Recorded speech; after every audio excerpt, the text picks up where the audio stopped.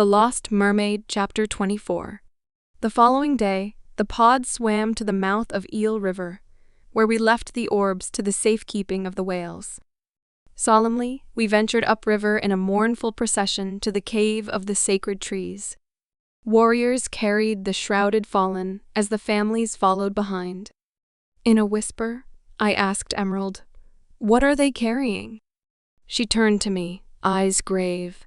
Father and Cohen swam at first light to the kelp graveyard to gather the lost. It was dangerous, but they retrieved their remnants. They are flesh of our flesh and bone of our bones. We must carry them to their burial caves.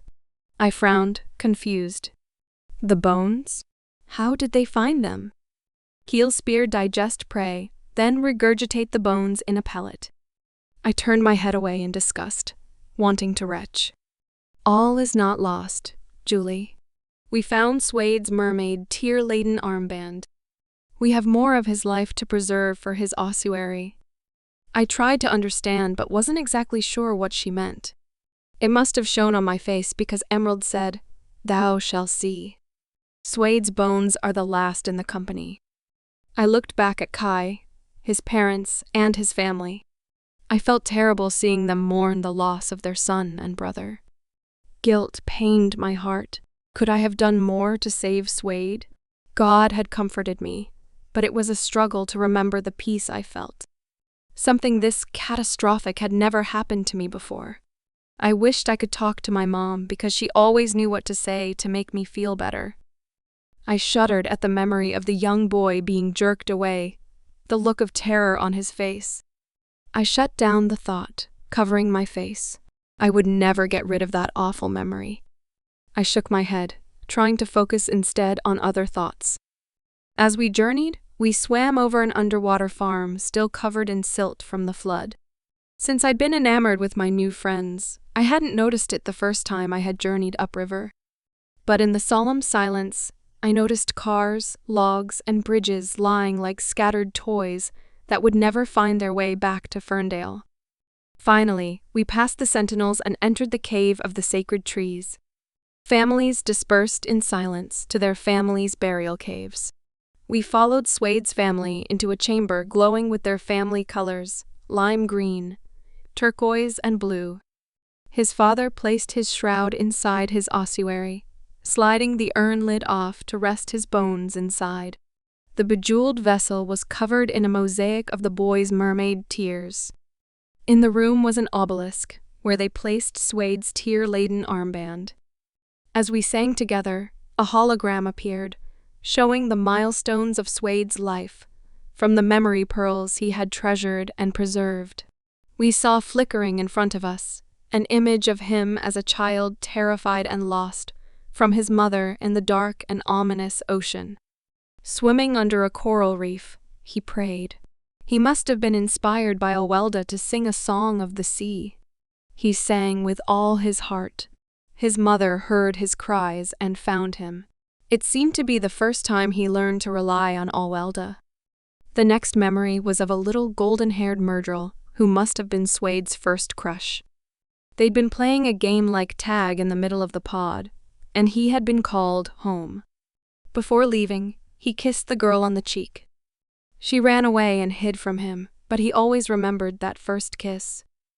We saw another memory where his older sister had been ill and asked him for Mermena.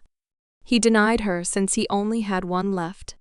But later, he became ill as well, and she shared her last morsel with him. It touched his heart. He never forgot how she had shared with him. I was amazed to watch the mermaid tears reveal the stories of his life. The roots encircling each ossuary shelf glowed lime green as the memories of Swade's life unfurled. Somehow, the memories were nourishing the colossal trees above that grew in the redwood forests. Another image formed of Swade's father teaching him how to fasten his armor and throw a spear. The armor was well made but cumbersome. Swade didn't want to wear it, but he put it on anyway. As he speared his first eel, another boy practicing threw his spear. It hit Swade in the back, slicing through the water, but the backplate protected him. His father helped him regain his balance. All were relieved the armor had been worn and worked according to design. More images played on as we sang. I felt content that the memory of Suede would be lost. It seemed one could come back to the cave to visit a loved one's ossuary memories again and again. What a gift! The mermoon was coming soon. I had decided to stay, but I wondered if it truly was the right decision. What would I do when the mermoon came? Mother needed me, and Benny had stolen my heart. I truly did love them, but would they really miss me? Benny lit up when I entered a room, but he wouldn't remember me in time if I never returned. I knew Mom would miss me, and I felt guilty about abandoning her. Dad and my brothers didn't care what I did. Shane would miss me, but he would be okay. Dad would probably be relieved I was gone, other than the fact the dishes wouldn't get done. He'd hate that. I remembered one fond memory of my family. Mom brushed my hair at night sometimes when the boys were settled. I bet she was worried sick about me, disappearing as I had. I felt a lump in my throat. She probably thought I was dead. It was selfish of me to disappear like I had. This was definitely a flaw in my character, to be so disloyal to my own family. Luckily, I still had a few days until the mermoon to decide if I should stay or go. Other than Mom, Shane, and Dacia, there was no one who really cared about me at home. Would it be so horrible to stay here? But no. I had my best friend Dacia. She would miss me, wouldn't she? I knew I'd miss her. But she'd understand, wouldn't she? She had other friends, too. I nodded decisively. Yes, Dacia would understand. So what was stopping me from staying? Everything I wanted was here, including wonderful mermen. My mind settled on Karen, and I smiled. He'd be glad I was staying. I visualized his blue-gray eyes, smiling. But I couldn't get the color right. Actually, Karen's eyes weren't blue-gray. They were turquoise. Did I even know anyone with eyes that blue-gray color? I concentrated on the eyes, willing myself to remember his features. The picture came slowly. Strong jawline, furrowed brows, tightened mouth. It was someone else I was thinking of. They were Jared's eyes. Oh my goodness. I'd been terrible to him. I'd promised him I'd come back, and I never had. He'd trusted me completely, and I had abandoned him without a second thought. I shook my head. No. I liked Kieran, Emerald, and my life here in the ocean. I'd miss Mom, Dacia, Jared, and my brothers a bit. I wished the full moon wasn't coming so soon. This was the toughest decision I'd ever made in my whole life. How would I decide? Should I stay a mermaid or go back to my hard life at home? After our somber swim, we glided towards the Arboretum, our lagoon of wonders. There, we feasted and drank nectar to honor the departed souls. Dancing with the merman was the highlight of my day, but it was Karen who captured my heart with his elegant and fluid movements. Torn between two worlds, I danced with Kieran, the handsome young merman who had stolen my heart with his considerate gestures, mesmerizing voice, and chivalrous dances. He was my escape from the mundane life on land. Whenever I swam with him in the ocean depths, I felt alive and free, surrounded by the wonders of his world. But on the other hand, there was Jared, the farm boy next door. He was stable and always made me feel comfortable and safe, like I could accomplish anything I set my mind to.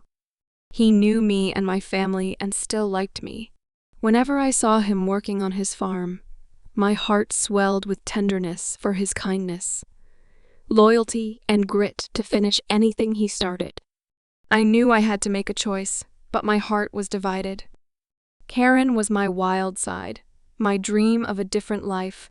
Jared was my reality, my roots, my sense of belonging. It was tearing me apart because I couldn't have them both. The thought of losing either of them filled me with sorrow.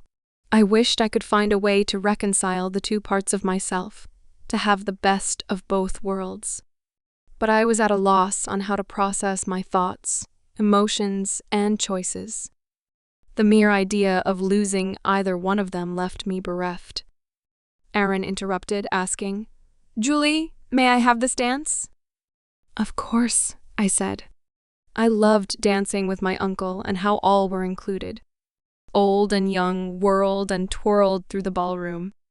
Aaron asked, "Doth thou know how to use thy weaponry?" I shook my head. "Not really. Thou must be safe in the great Siwa. I will show thee how to use thy jewelry for battle and how to retrieve them by and by." "All right," I said. "Come." We swam out of the dance and into a cove where other merfolk were spearing. Aaron turned to me. "Thou must be prepared in case the keel spear shall return." "I agree." He showed me how to unwrap my bracelet and twist it into an arrow, and my armband into a crossbow. We worked with the weapons above water so I could maneuver and learn easier. "Not to worry. Thou art my kin and I love spearing. 'Tis a double joy." I rolled my eyes, knowing there were other things he could be doing. But he was generous and kind. He seemed to have all the time in the world to teach me. I shot an arrow that flew, but it didn't hit anything. He didn't comment, but said, "Julie, there's a web tied to thy arrow. Thou cannot see it, but yank in its direction 4 times and it will come back to thee." "Really?" I yanked and the arrow returned. I realized what had happened the first time I'd thrown a dagger at the keel spear. I was attached to it and couldn't release myself. The sea monster had pulled me by its invisible cord. I sighed, thankful to learn how to use my weapon correctly. After what seemed like hours, I finally speared my first fish. "'Tis a fine catch. Thou caught thyself a wee beauty," he cried. I yanked the line and the fish returned. I hugged Aaron. "Thank you for teaching me," I said. "Of course. The Great Siwa can be dangerous at times. We must always be ready," he said. I nodded.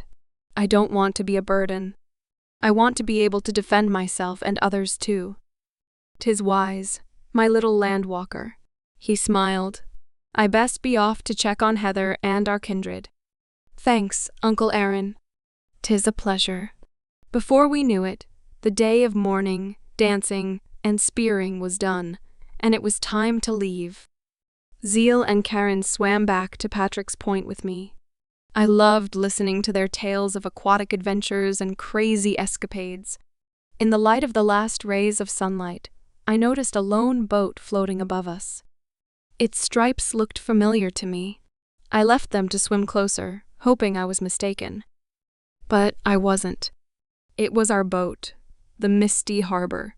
My dad and brothers were looking for me. They had to be.